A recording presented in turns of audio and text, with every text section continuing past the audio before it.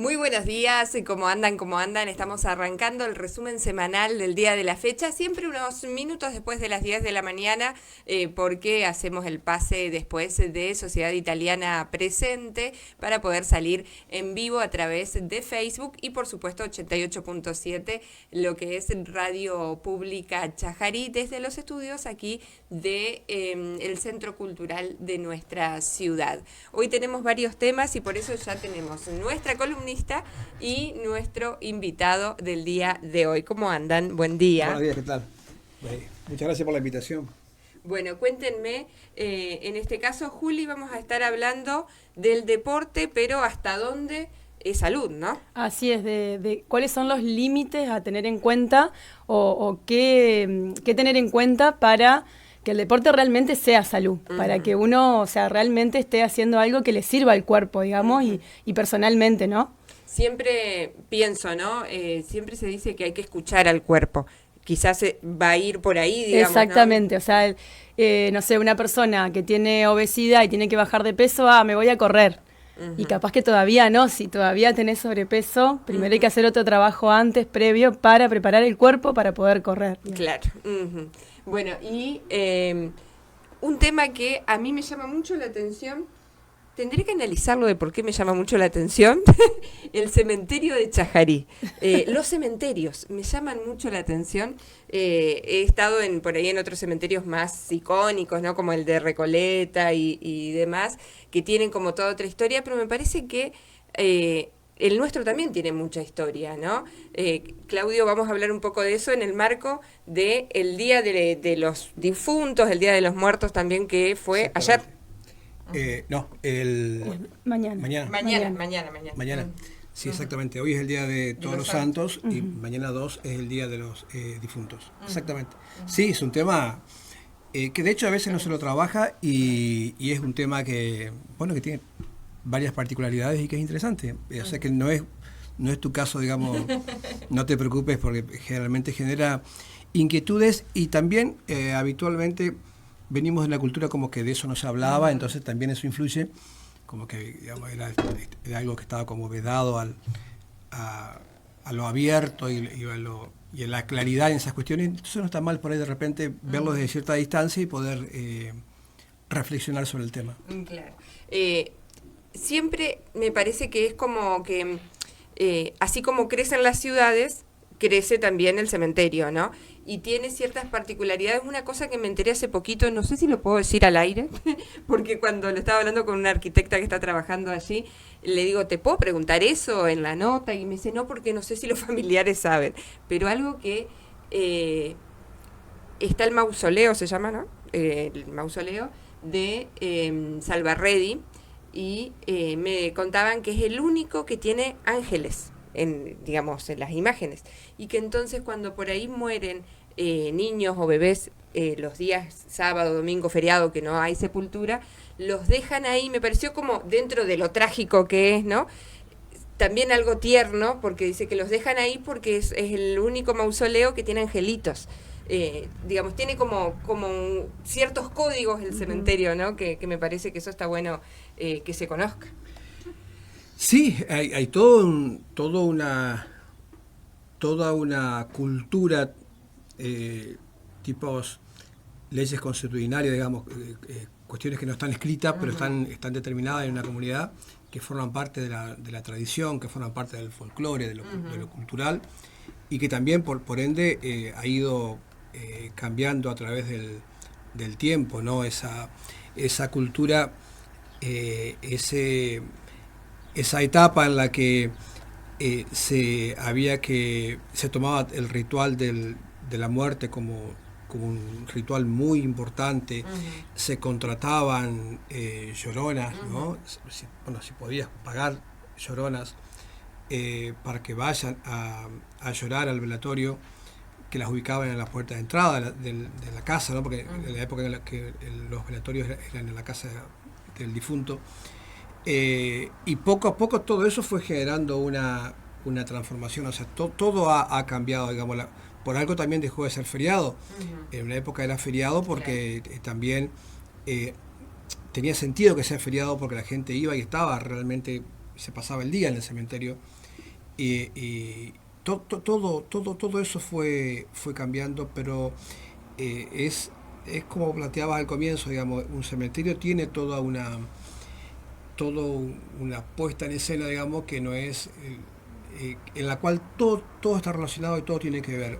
La presencia de los cipreses, por ejemplo, uno va a ver ciprés, plantaciones de ciprés generalmente en la mayoría de los cementerios, porque el ciprés es como el árbol icónico, digamos, de los cementerios, porque por la forma cónica que tiene el ciprés, es como que en la antigua creencia se entendía que el ciprés de algún modo agilizaba, facilitaba que el alma del difunto se eleva al cielo, ¿no? Entonces, no es una planta que está puesta al azar, ni tampoco se puede colocar cualquier planta, sino que si se colocaba alguna planta, generalmente lo que rodeaba a los cementerios, a los campos santos, como le llamaban antes, son los cipreses, y uno de hecho entra hoy en el cementerio de Chajarí y vas a ver que ingresando ya vas a ver de ambos lados plantaciones de ciprés, que antes había mucho más todavía. O sea, es mucho, digamos, es un tema muy interesante y a veces desconocido, como decías vos.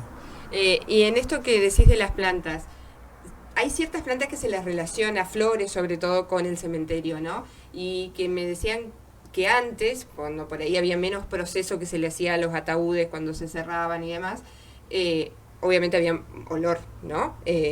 Y que por eso se buscaba ciertas flores que eran como más fuertes para mitigar eso. ¿Es así, digamos? En realidad, bueno, hay que ver de qué época estamos hablando, claro, ¿no?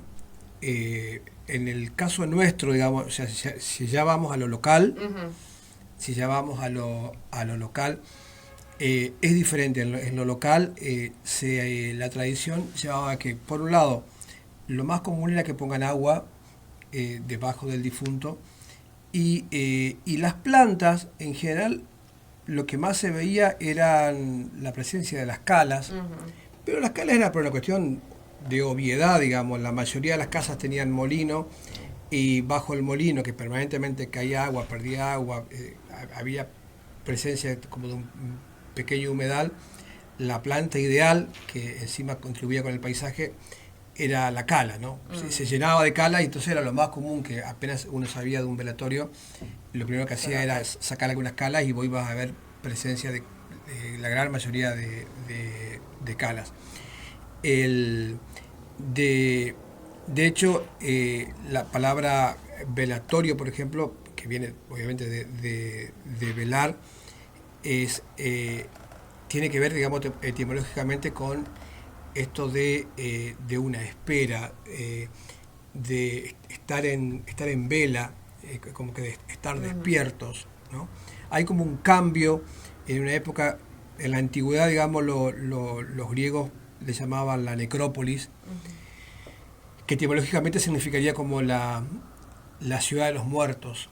Y luego esto va a cambiar, con el cristianismo va a cambiar, porque el cristianismo tiene como otra concepción de la muerte, y ya pasamos a un cementerio que la palabra, digamos, cementerio, a diferencia de necrópolis, etimológicamente ya significa como aquí yo descanso, aquí yo duermo. Es más, si vamos netamente a la etimología, significa como habitación.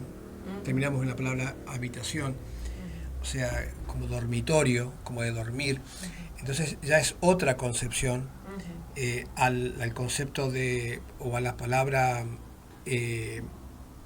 necrópolis, porque durante mucho tiempo, muchos años, se vinculaba directamente el cementerio a la iglesia. De hecho, el cementerio durante mucho tiempo dependía de la iglesia, digamos, y después, por la cuestión legal, pasó a depender de los gobiernos. Pero durante mucha época quien estaba a cargo del cementerio era la iglesia. Si de hecho nosotros vemos el plano original de Chajarí, el primer plano que se hace en la planta urbana en 1884, nosotros vemos la parroquia Santa Rosa, enfrente la Plaza Libertad. Si miramos de aquí hacia el norte, a la izquierda, donde está ahora la Escuela 5, era el centro cívico, o sea, la municipalidad, la policía, la escuela.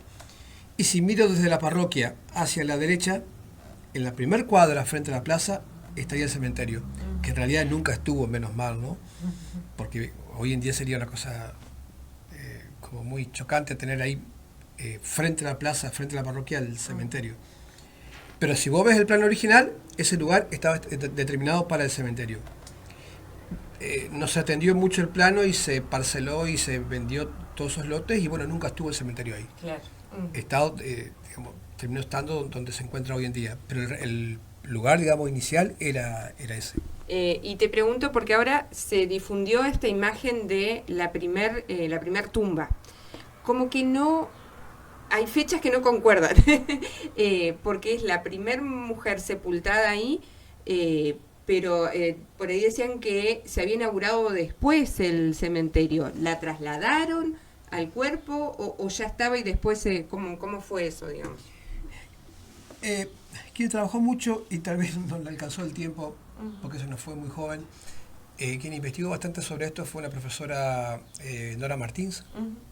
Nora se dedicó, entre tantas investigaciones, de lleno a buscar los cementerios.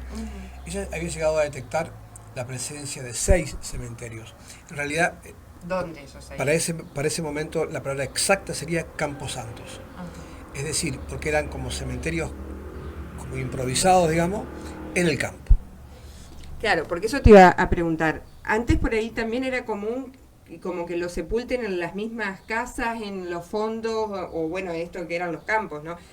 ¿Acá había 6 cementerios, digamos? Ella alcanzó a encontrar en la zona rural, digamos, previo a Villa Libertad, o sea, previo a 1872, la presencia de 6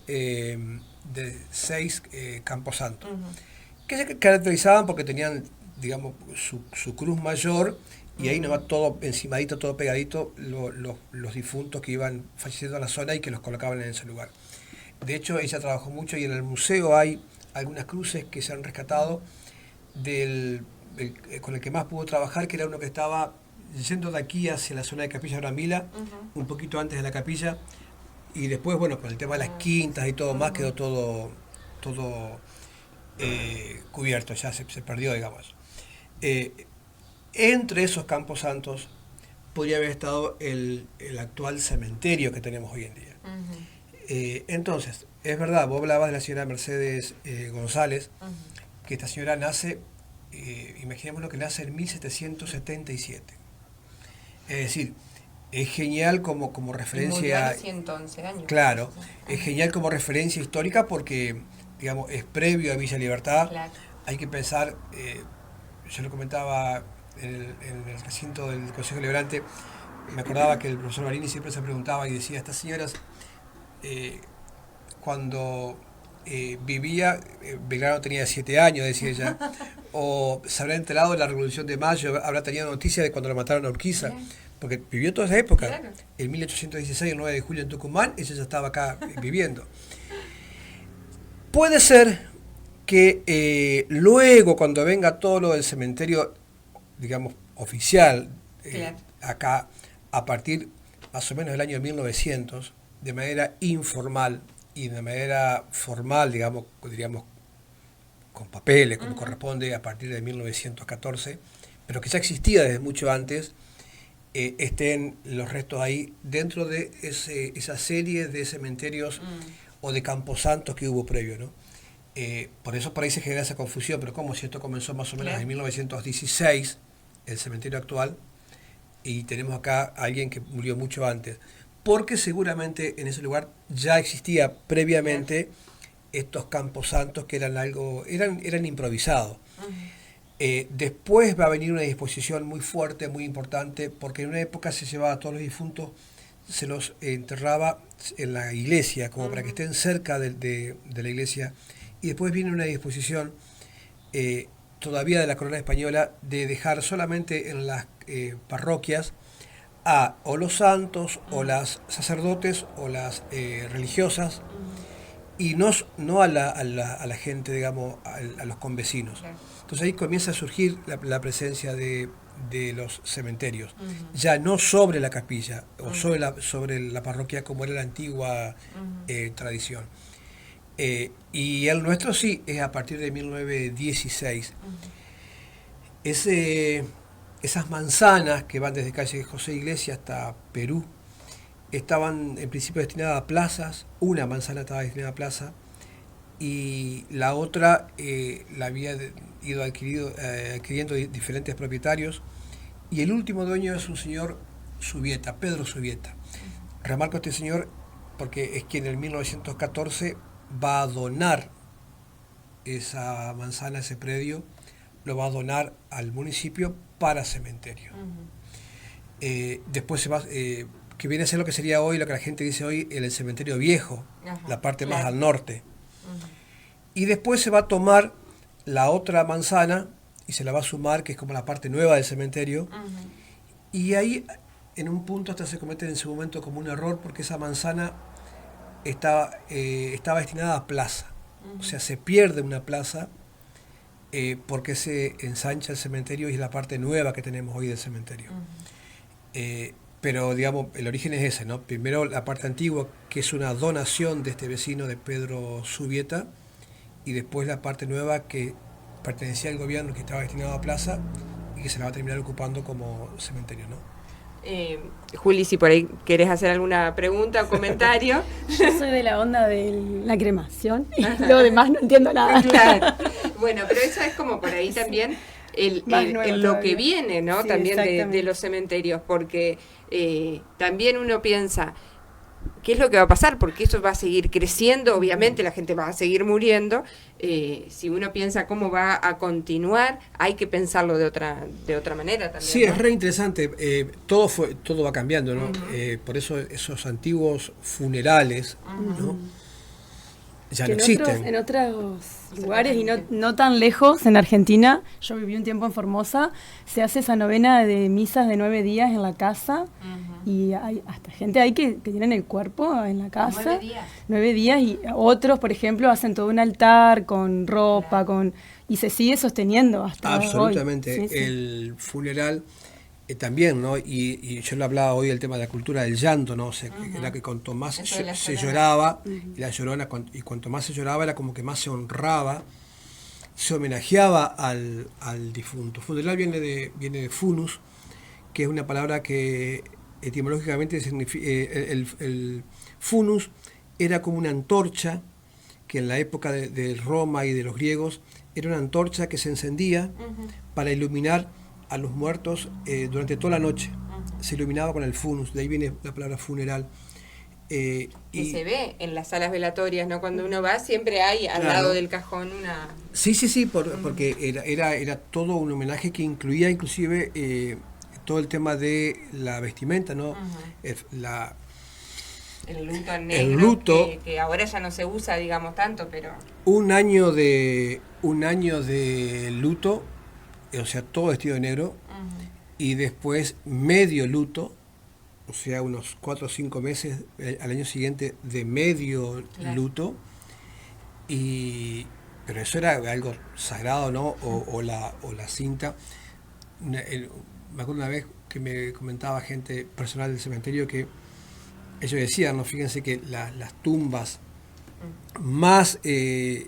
en mejor condición, con más flores y todo, son la de los niños y la de los esposos, y que lamentablemente decía él, las tumbas menos contempladas o consideradas son las de las mujeres. Claro.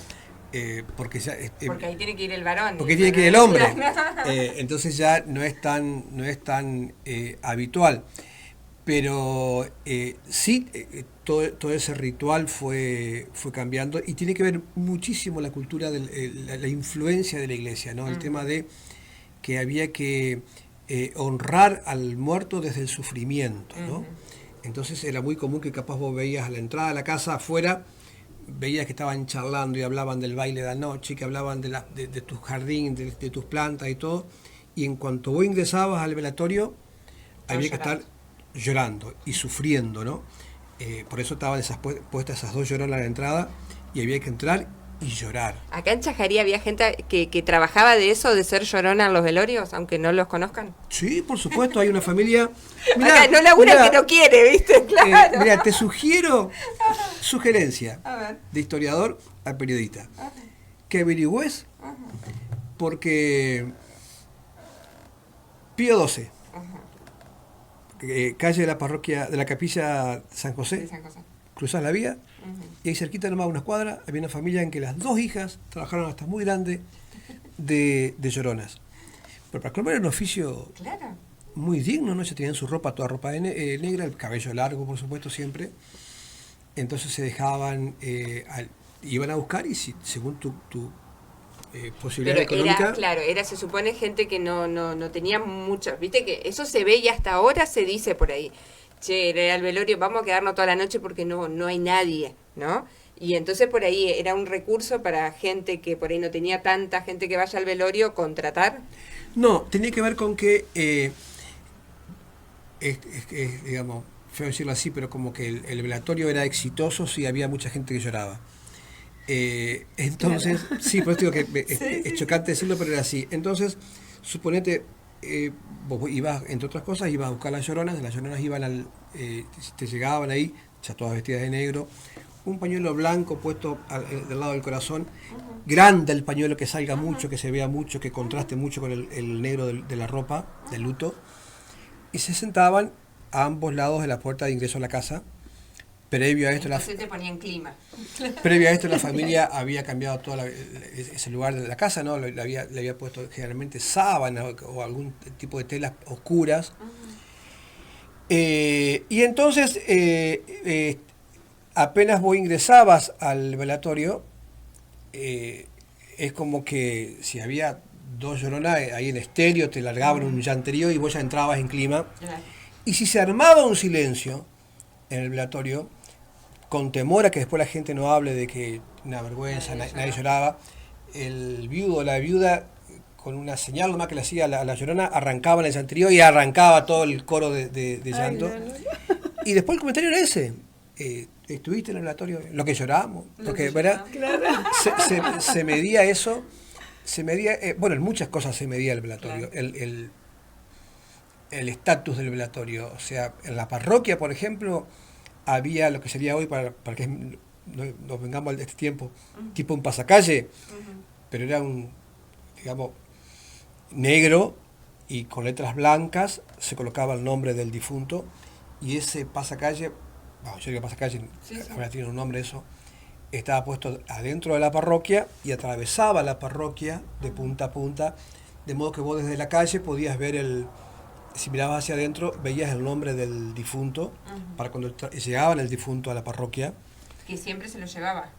Siempre se lo llevaba, inclusive en la gran mayoría de las veces era con misa, o sea, con misa de cuerpo presente. Y ya la gente desde afuera veía eso, ¿no? Pero claro, esto lo hacía la gente con condiciones económicas, mejores condiciones económicas. Quien no tenía eso, obviamente no iba a tener ni tu nombre puesto ahí, era una cosa mucho más sencilla. Inclusive, en el estatuto en el reglamento, digamos, del cementerio, hay una división. Estaban los pobres y los pobres de solemnidad, así se los diferenciaba. Entonces, el pobre era quien podía vivir apenitas con lo que le alcanzaba, pero tal vez no le iba a alcanzar para tener cierto velatorio digno. El pobre de solemnidad era lindo en el nombre nomás, porque después la realidad era espantoso, porque era alguien que no tenía nada, ni para comer.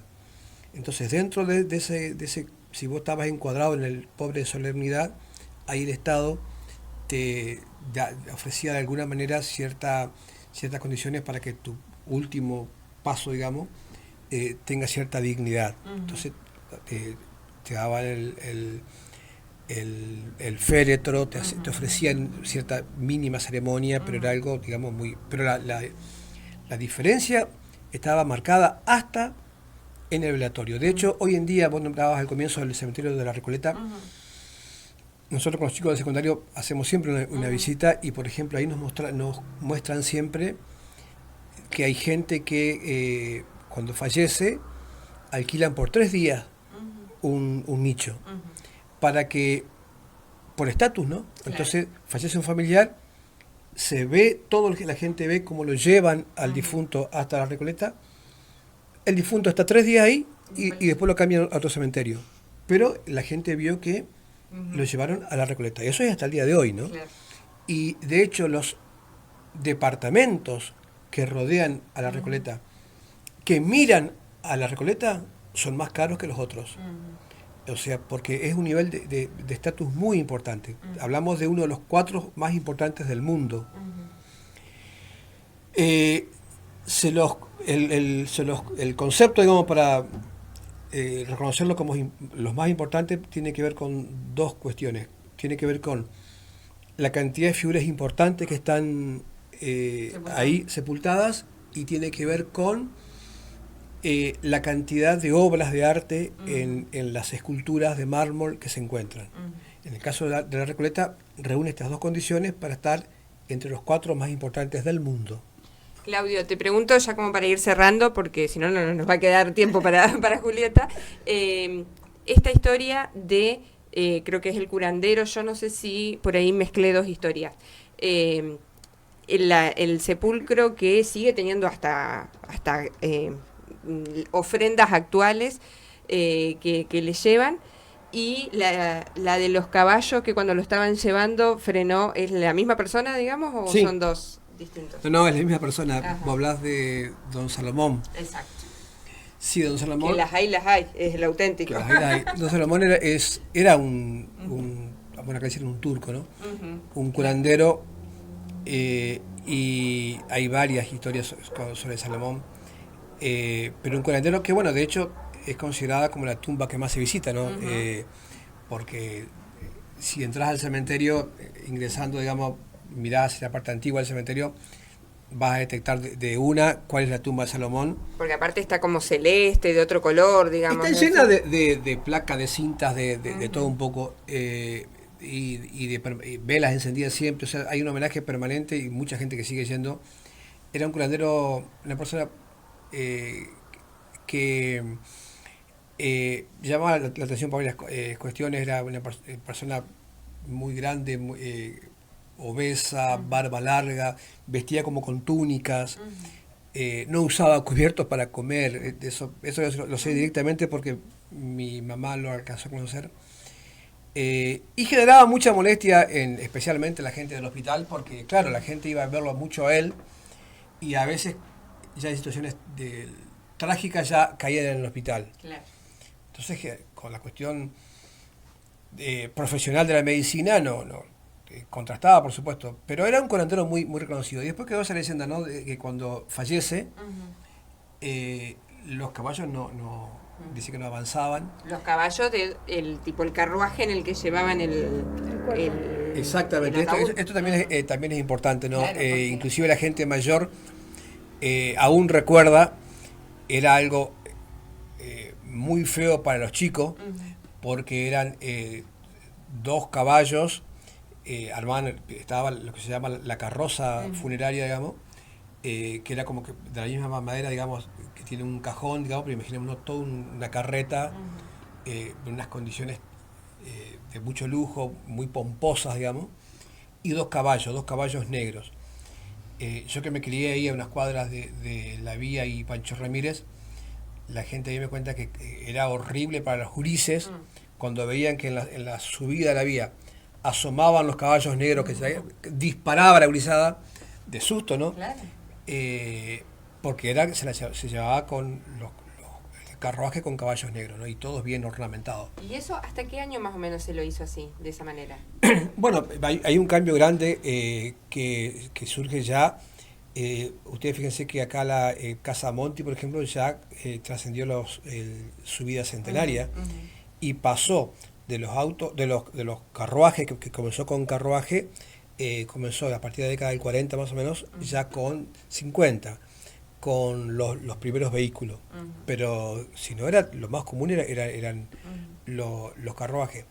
Y si ustedes lo ven, cada vez va tomando menos dimensión, como de menos aspecto, sí, y aparte menos aspecto tétrico, ¿no? Claro.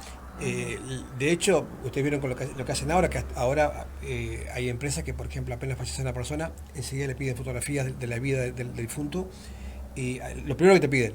Entonces ya arman tipo un PowerPoint. Entonces vos vas al velatorio y tenés la opción, o lo mirás al difunto, o mirás al costado las dos pantallas que hay. Eso no sabía. Claro, entonces vos vas viendo toda la vida del difunto, la comunión, el casamiento, lo que sea, pero forma parte de esa cultura más liviana, con menos carga. Y esto no es un dato menor, esto para tenerlo en cuenta, ¿no? Cada vez nos vamos como sacando más de encima la carga que nos implicaba la muerte, porque todo lo que tiene que ver hasta con incinerar todo, ya justamente tiene que ver con esto de sacarme yo ese peso del difunto.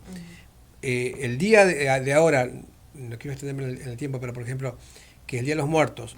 El Día de los Muertos, por ejemplo, que era un día feriado, implicaba estar prácticamente, por ejemplo, toda la mañana o toda la tarde, porque se rasqueteaba la tumba, se la pintaba, se la ponía en condiciones. Las chicas de San José, el mayor beneficio del año que tenían era ese, el beneficio de estar en la esquina vendiendo agua. Claro. Siempre había alguna que vivía cerca del cementerio, y vendía agua para la gente que venía de la colonia, y la agua para los floreros. O una cosa que es muy graciosa, los chicos de la escuela de San José, de la escuela 5, era genial porque lo que era el 2, 3, 4 de noviembre lo llenaban de flores a los maestros, porque el cementerio todavía no estaba bordeado de muro.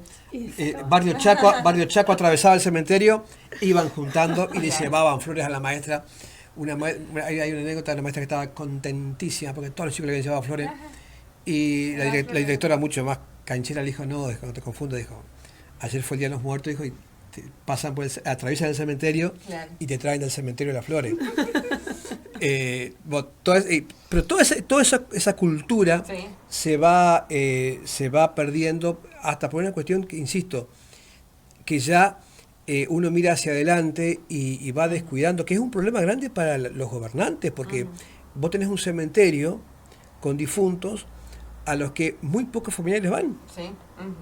Y vos tenés que tenerlo. Entonces estamos en una etapa como de transición, en el cual va quedando atrás esa cultura que rodeaba a la muerte y la que viene, que ya es diferente, ¿no? Claro. Claudio, muchísimas gracias por venir aquí al programa. Habría para hablar un rato largo, para hablar muchísimo, pero bueno, por ahí los tiempos son cortitos. Sí, sabemos que se está trabajando en que se nombren más tumbas históricas. Breve, contame eso, cuáles son las que están actuales como tumbas históricas y si se sumarían, cuáles son. Bien. Bueno, las que ya eran tumbas históricas, estaba Victoria Fisore, una maestra que murió a los 28 años en la epidemia de viruela. Estaba Tancredi Gagliardi, que fue un maestro, fue un referente, fue concejal, fue concejal del primer gobierno municipal, Miguel Salvarredi y parte de su familia, que tiene el Panteón, que es bueno, ellos. No, todavía no. Ajá. Bien, y ahora se pidió porque se trabajó en conjunto con el Museo Camila Quiroga, con un listado, una nómina de vecinos para sumar nuevas tumbas históricas, y justamente Domingo Cano está entre ese listado, pero en la última sesión del Consejo Deliberante se aprobó, ahí sobre tablas, porque llevó la firma de todos los concejales, de todos los bloques, entonces se aprobó sobre tablas, o sea que a partir de ahora, de hace pocas horas, hay 5 nuevas tumbas históricas, que son los 3 veteranos de Malvinas, Nis,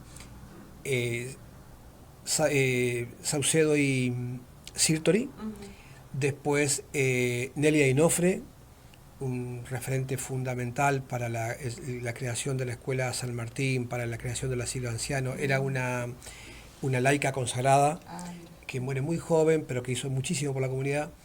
Y me está faltando una, que es la de Mercedes González, que la nombrábamos recién. Ajá, porque está considerada como la tumba más antigua. Claro.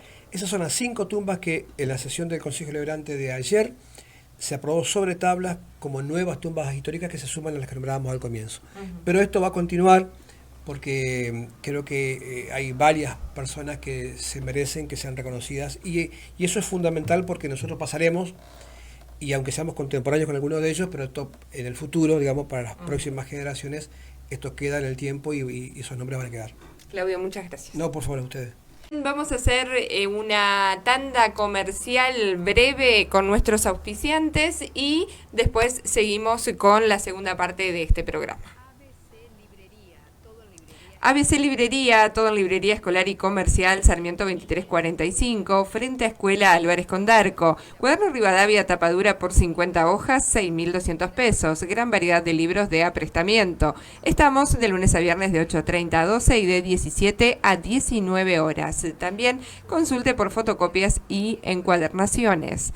One, espacio de entrenamiento, clases de entrenamiento funcional para niños y adultos, localizada Hipofit, entrenamientos personalizados, Samba y Zumba, grupo de corredores en Chajarí y en Mocoretá. Atención porque cambiamos de domicilio. Así es.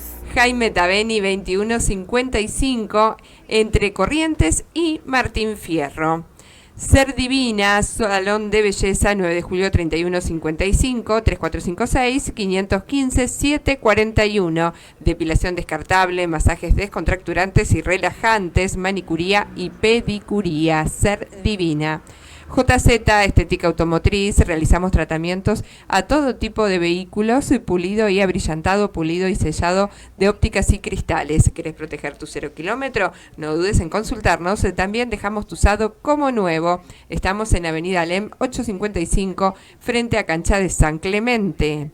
La Casa, espacio inclusivo. En La Casa buscamos crear un lugar en Chajarí para jóvenes con discapacidad donde a través de trabajos terciarizados se fomente la inclusión laboral y el desarrollo de habilidades en un ambiente de respeto y compañerismo y crecimiento. Teléfonos de La Casa 3456, 419-766 y 530-080.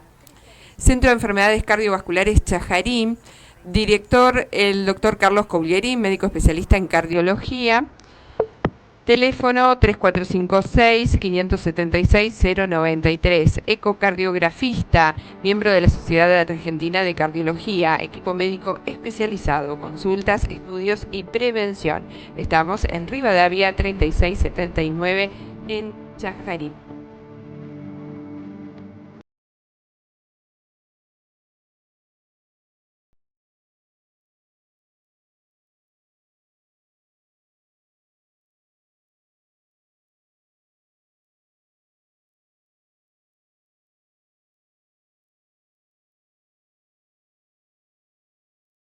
Muy bien, ahí estamos entonces y seguíamos hablando un poquito fuera del micrófono de varios temas que tienen que ver con nuestra historia. Demasiado bien salimos, ¿no? Después de toda nuestra historia. Bueno, pero tenemos que hablar, Juli, ahora con vos. Bueno, primero contame esto de que se cambian ya a partir de esta semana. Esta semana estamos de mudanza, así que continuamos acá en Rivadavia, frente al parque. Y la segunda semana de noviembre ya estamos en Jaime Tabeni 2155. Perfecto. Los horarios y demás. Los horarios siguen normales, las actividades todo normal, solamente cambiamos el lugar. Está bien. Bueno, contame este tema de que vamos a hablar. El deporte, ¿hasta no dónde siempre salud? Claro, no siempre salud. A ver, contame. Bien, hay que, o sea, la perspectiva que nosotros le damos al deporte, cómo lo observamos, cómo lo pretendemos al deporte, ahí está, digamos, el meterlo dentro de la salud o que ya sea un exceso o que no me genere un estímulo, digamos. Lo que normalmente hablamos los entrenadores, los profes y demás, el tiempo y la constancia sería lo importante, ¿no? Lo que va a darle a este deporte su finalidad, su objetivo y lo que va a hacer que ese deportista logre esos objetivos, ese rendimiento y se encuentre en un buen estado de salud, preparado para hacer ese deporte.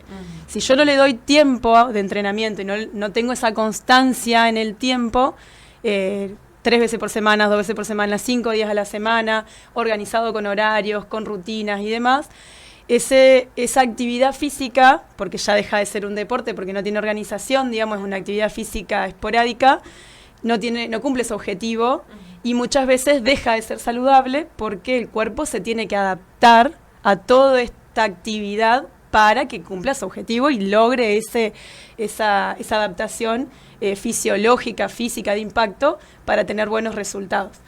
Muchas veces las personas dicen, bueno, yo quiero arrancar a hacer vóley, tengo 30 años, nunca hice vóley, voy a jugar vóley recreativo. Pero hay otras personas que, no, yo quiero jugar vóley y quiero ir a competir, pero tengo, 25, 30 años, nunca jugué al vóley y quiero competir. Y bueno, pero ya no estamos en condiciones fisiológicas, físicas, mentales, y nos falta mucho tiempo de preparación para lograr ese objetivo. ¿Se puede lograr ese objetivo si se empieza paulatinamente aunque tengas 35 años? Cuando hablamos de deporte, cuando yo estoy buscando un objetivo deportivo, un objetivo de lograr tiempos, distancias, marcas, cuando uno arranca de grande, ya no es nuestro objetivo, digamos. Si yo tengo 40 años y voy a arrancar a hacer running, mi objetivo es superarme a mí mismo, es lograr avances personales, desarrollo personal de esa persona, no lograr, no sé, comparo, ¿no? Hago comparaciones como para que sea observable. Judith Marsili corre desde los 5 años, yo empecé a correr a los 20 cuando empecé el instituto. No podemos comparar la vida deportiva de las dos personas y los objetivos y los resultados que vamos a tener. O sea, obviamente ya sus células tienen más historia de movimiento, mucha más preparación, entonces durante 20 años su cuerpo está preparado para eso, hoy no le cuesta nada hacerlo. Quizás una persona que arranca a los 20, cuando llega a los 30 años, le está costando muchísimo llegar a esos objetivos porque su cuerpo no tiene esa historia, esa vida de movimiento, de desarrollo fisiológico y anatómico para esa actividad. ¿Y qué pasa si, porque viste que mucho se escucha que se dice el cuerpo tiene memoria? Si hiciste mucho tiempo de joven, después dejaste, pasaste a tener una vida sedentaria, ponerle, qué sé yo, a las mujeres con la maternidad, lo que sea, y volvés, pero hace 10 años que no haces nada. ¿Cuenta la memoria o no? Claro, a ver, nosotros vamos adaptando nuestra célula, nuestra genética se va adaptando con esto de que yo te digo de constancia, ¿no? Yo entrené desde los 8 años hasta los 25, 28 y mi maternidad duró 5 años. Quizás vuelvo a arrancar después de esos 5 años y puedo retomar esa vida deportiva, no al mismo nivel que venía, obviamente, pero sí ese cuerpo viene adaptado, porque tuvo muchos años. Ahora yo corrí desde los 20 a los 25, dejé 10 años y quiero volver a arrancar, y me va a costar más, porque no tuvo mi cuerpo toda esa intensidad previa, digamos, toda esa preparación previa. Fueron muy poquitos años. Claro. Si bien sí tenemos memoria, si bien sí nos vamos adaptando, el cuerpo se adapta, pero cuesta un poquito más. Sí. Por ahí nosotros nos enfocamos porque hay gente que dice, bueno, yo quiero empezar a correr. Bueno, ¿por qué vas a empezar a correr? Ya tienen 38, 40, 50. Yo era una que le dije a Judith, quiero ir al grupo de corredores. Claro, casi estoy por cumplir 43, claro. Nunca en mi vida corrí.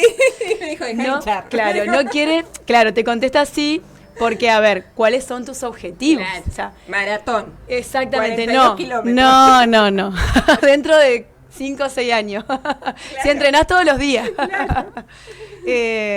No, la idea, o sea, nuestra visión del deporte es, a ver, una persona que viene con 50 años y quiere hacer maratón, primero vamos a aclarar tus objetivos. Claro. Tus objetivos en un año es poder correr 5 kilómetros sin llegar muerto al final. Claro.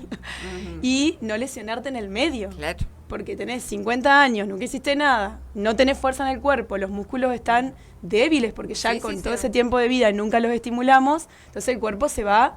No tenemos chance. Claro, se va desgastando dentro de un ámbito de poco movimiento. Si bien hay personas que tienen 50 años y quizás tienen un físico y sostienen su masa muscular, pero porque vienen haciendo gimnasio y quizás no corrieron nunca, pero sostienen su masa muscular, sostienen su funcionalidad y eso les permite recorrer ese tiempo, digamos, de prepararse para una maratón en menos tiempo, porque ya tienen una preparación previa. Claro, que todo esto no implica que se puede ir igual y hacerlo por exactamente, una cuestión de pero salud más recreativa.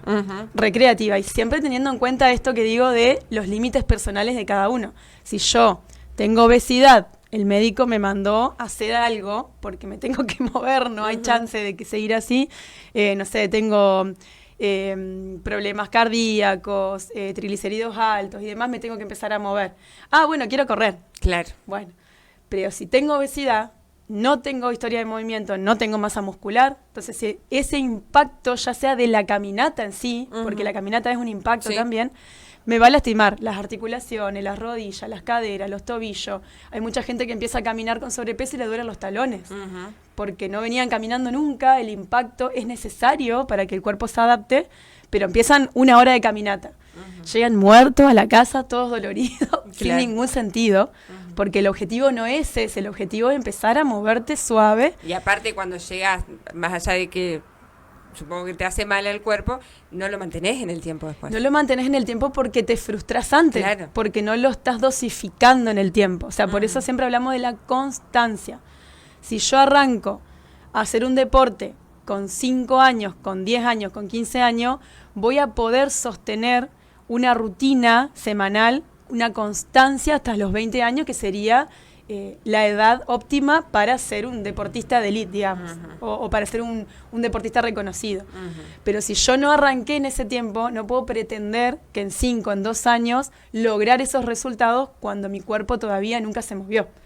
Y también cuando hablamos del running, sí está bueno que la gente se mueva, que camine, que corra, que vaya a los grupos de corredores, porque uno cuando entrena en grupo se siente mucho más contenido y vos sabés, bueno, voy a ir porque además ya vamos a charlar de tal cosa y capaz que después salimos juntos, tomamos algo y te cambia el ámbito de vida, digamos, o sea, los hábitos de vida.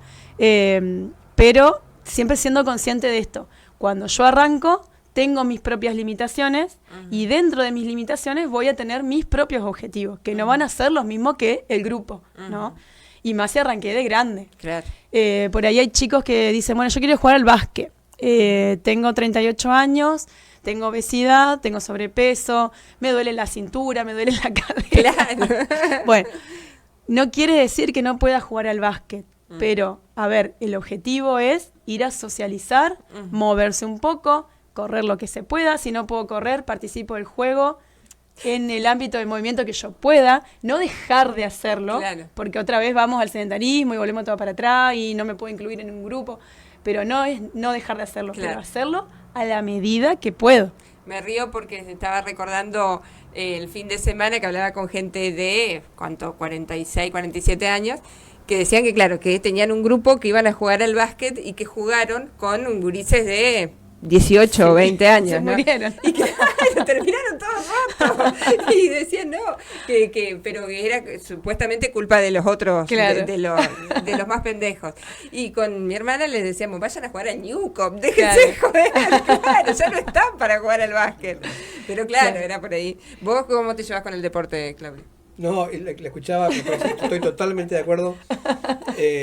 Me cuesta una cantidad caminar, me cuesta, con las comidas respeto bastante bien, pero me cuesta más la caminata. Pero es re interesante lo que plantea lo de Judy, que decía vos, son mis sobrinos, Judy, Matías, Jonathan.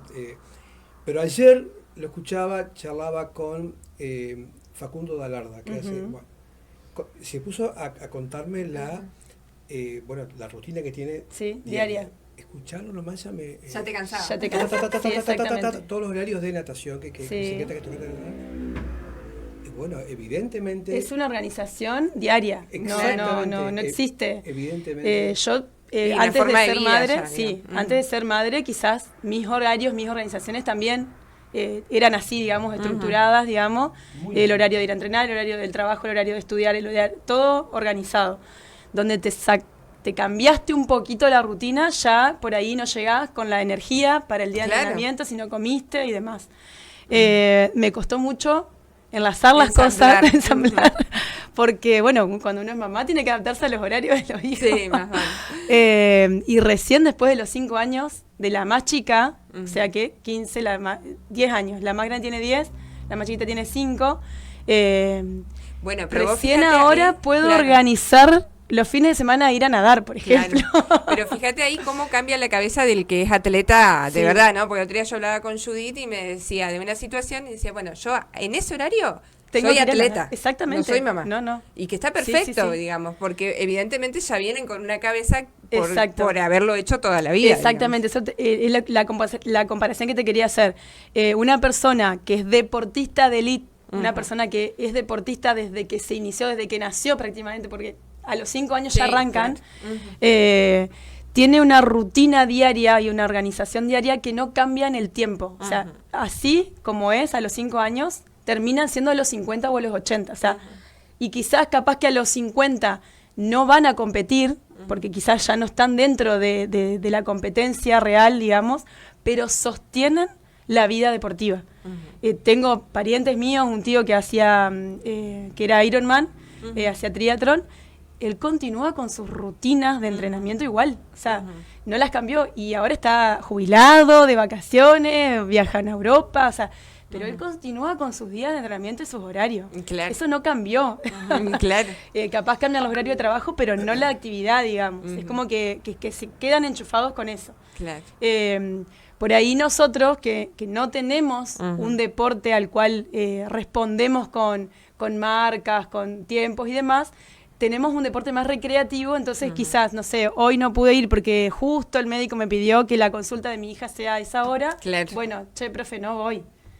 Pero un deportista eso no lo hace. O sea, la constancia es lo primordial. Y vos hablás de recreativo, no se le saca la importancia también, ¿no? Y lo saludable. Exacto. A lo recreativo. Sí. A hacerlo de esa manera, digamos, porque por ahí si no parece como que queda minimizado hacerlo de manera recreativa. Yo que soy entrenadora de niños, digamos, de vóley, todos entrenan en la misma, con el mismo sentido, que es, primero y principal, cuidar el cuerpo y aprender las reglas del deporte. Aprender a ser responsable con los compañeros porque somos parte de un equipo. Si falta uno, ese día no podemos jugar con ese equipo y ya cuando vamos el domingo a jugar todos juntos, ese no entrenó con el grupo y por más que sea mini vóley, si yo no jugué con vos esta semana o por lo menos los últimos 15 días, ya me olvidé cómo vos te vas a preparar para rematar o cómo vas a ir a buscar la pelota.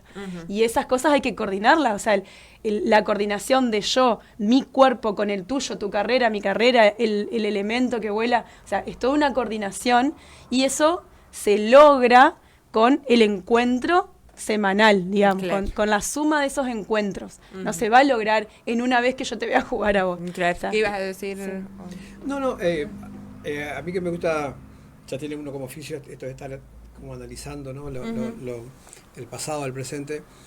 Una cosa que sí me hace, que yo percibo, es que nosotros vivimos un momento en que fue interesante el dar a entender de que los adultos mayores ya podían empezar con, o sea, también, que no se detenga su actividad física, sino que y surgieron una cantidad de un abanico de posibilidades. Pero lo que sí he notado en los últimos años, que para mí es un problema, sin nombrar ninguna disciplina, en que eso se produjo el pase de lo recreativo a lo competitivo. Sí. Y a mí eso me parece un problema tremendo. Sí. Tengo amigos míos que han dejado de ir porque la intención de ellos era buscar una actividad recreativa.